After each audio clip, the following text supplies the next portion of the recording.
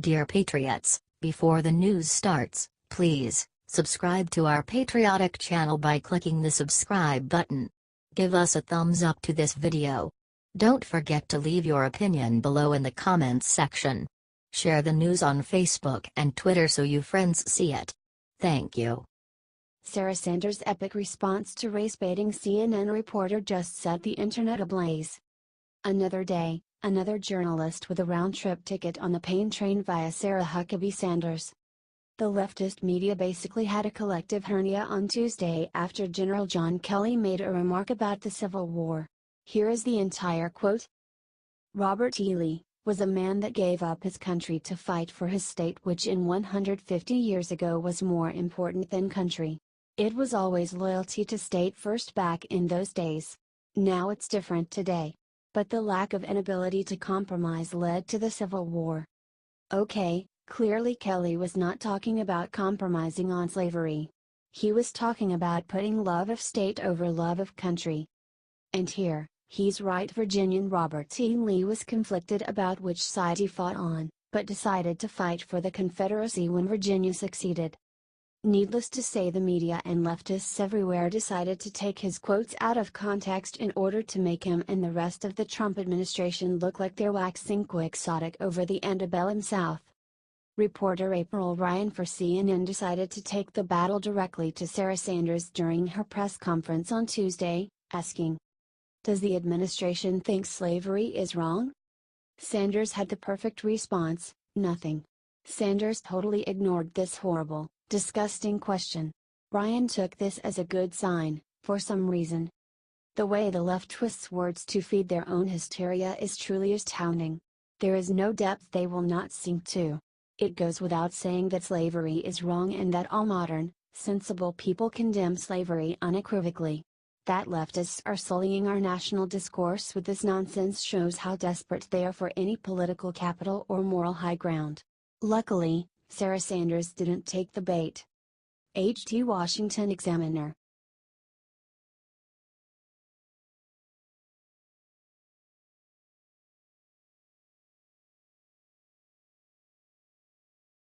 This video shows secret about Manhattan terrorist. Watch before deleted. The man that shouted Allahu Akbar before hitting several people in New York City today had a Florida driver's license in Tampa.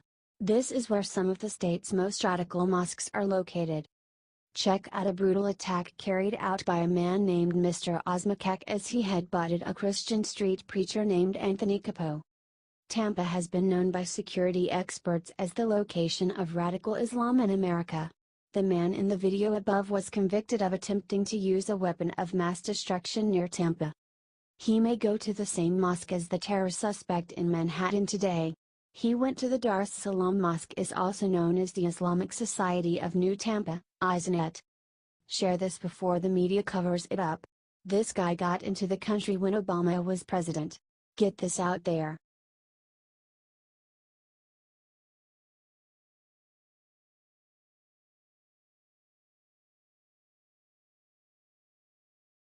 After NYC terrorist attack, Jake Tapper said something unforgivably disgusting.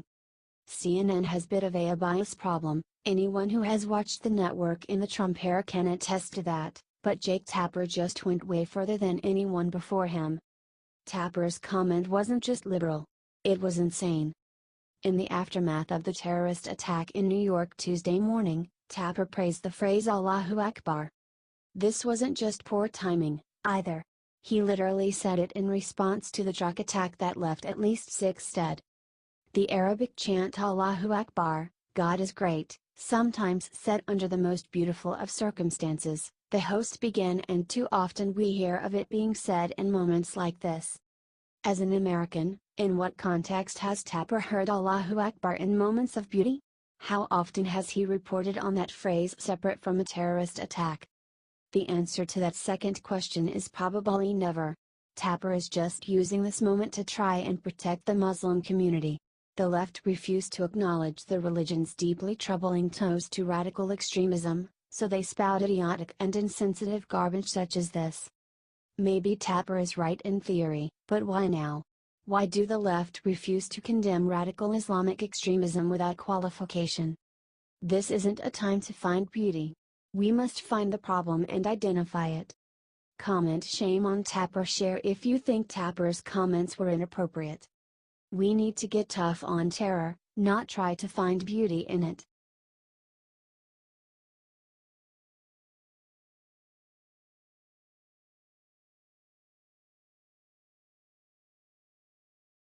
Immediately after New York terror attack, Trump unleashed the Halloween horror. Trump is unleashing the Halloween horror on terrorists. After the Manhattan terror attack today, Trump is not messing around. An Islamic jihadist killed 8 people and injured several more. Trump gave the order. He ordered the Department of Homeland Security to strengthen its extreme vetting program.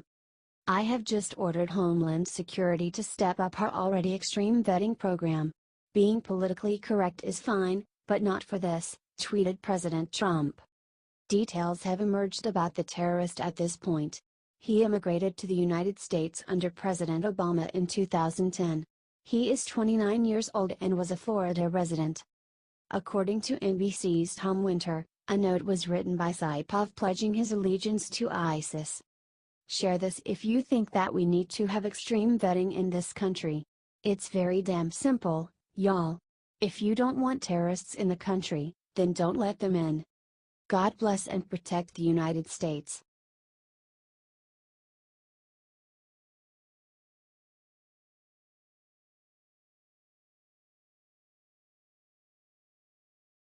Tom Perez's sick response to dossier funding will have Americans everywhere fuming. Democratic National Committee Chairman Tom Perez gave his first national press conference since the Washington Post, and it was about as bad as anyone would expect. First, Perez took the line the Democrats seem to be defending the Fusion GPS dossier was totally justified opposition research. Opposition research is not simply something that ought to be done, it would be malpractice not to do it. When reporters asked more about the DNC's role in funding the Fusion GPS dossier, how much money was spent, which DNC employee interfaced with Fusion GPS, who authorized the payments, Perez gave no definitive answers. Despite apparently having no answer, Perez told reporters that he has not ordered an internal investigation into the matter within the DNC. And then, true to form, Perez went on to say the Trump campaign was the one who had colluded with Russians. We know that we were hacked by the Russians at the DNC. We now know from yesterday that Trump and the Russians were in regular contact. They weren't getting together to trade vodka recipes. They were getting together to affect the outcome of the race in 2016. It continuously amazes me how Democrats can cry foul over Donald Trump Jr.'s 10-minute meeting with a Russian lawyer that produced no information, yet staunchly defend spending millions of dollars to produce a dossier loaded with information from a variety of Russian sources. Share it out if you're sick of the DNC's BS. HT Daily Caller.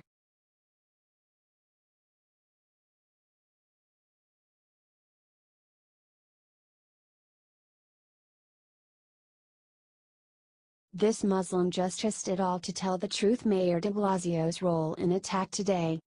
Top Imam Tawhidi revealed that he warned New York City Mayor Bill de Blasio that the city was breeding ground for Islamic terrorists.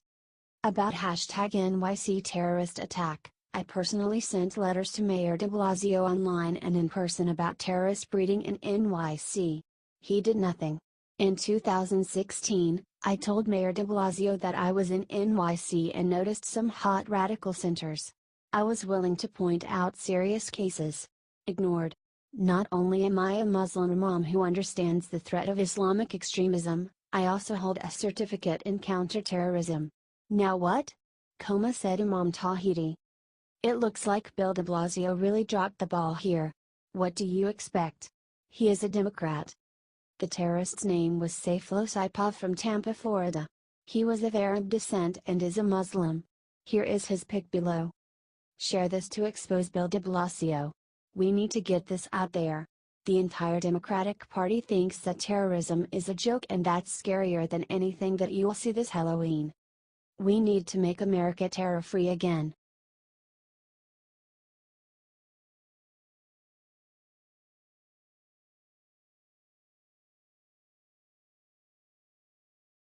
Lawrence O'Donnell's jaw hit floor with jealous thud when seeing Laura Ingraham's debut ratings.